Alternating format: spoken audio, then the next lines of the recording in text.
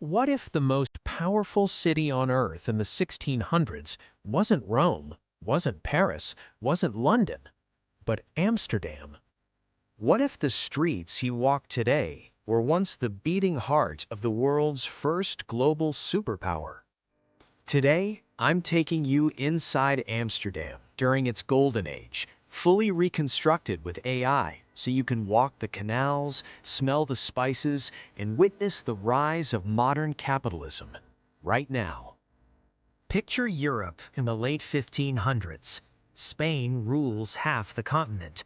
The Dutch are fighting a brutal 80-year war just to exist as a free nation. Most people assume the Netherlands should have been crushed. Small population, no natural resources, constantly flooded land. Yet by 1600, something impossible happens. Amsterdam explodes into the richest, most innovative city the world has ever seen. How? It starts with water. Not drinking water, trading water. The city builds the largest merchant fleet on the planet in record time. By 1650, Dutch ships carry more cargo than England, France, Spain, and Portugal combined. But the real secret isn't ships, it's what they carry back. Pepper, nutmeg, cloves, cinnamon, silk, porcelain. Spices that once cost more than gold now flood into Amsterdam at prices ordinary people can almost afford. For the first time in history, luxury becomes middle class. Here's something most history books skip. In 1636-1637, a single tulip bulb in Amsterdam sold for 10 times the annual wage of a skilled craftsman. That's right.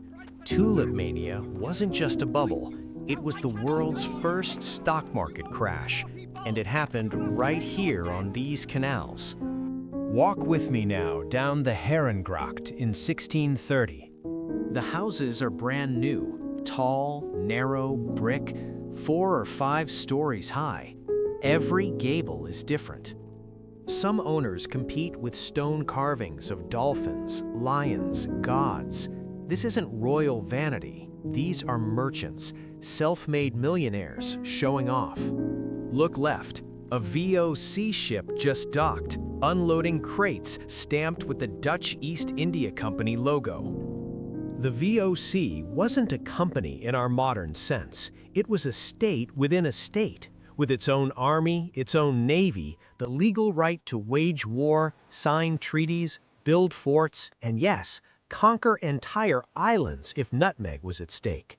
By 1670, the VOC pays its shareholders dividends averaging 18% a year for almost 2 centuries. No modern company has ever come close. But wealth creates tension. The city is bursting.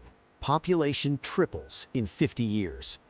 Canals are dug at frantic speed, the famous concentric rings you still see today.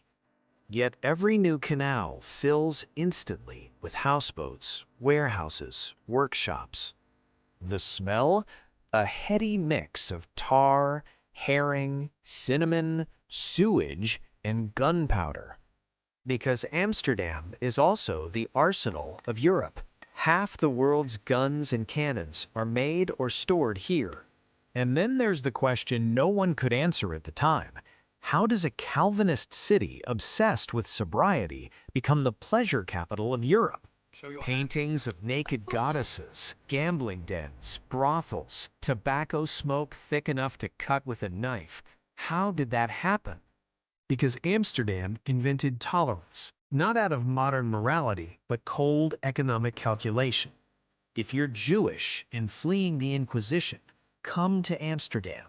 We'll take your capital and your skills. If you're a Huguenot printer or lens maker escaping France, same deal. If you're an English Puritan who wants religious freedom, ironically, you're welcome here too. The result? The most diverse, creative, explosive city on the planet. Rembrandt, Vermeer, Spinoza, Leeuwenhoek inventing the microscope. All working within a few streets of each other.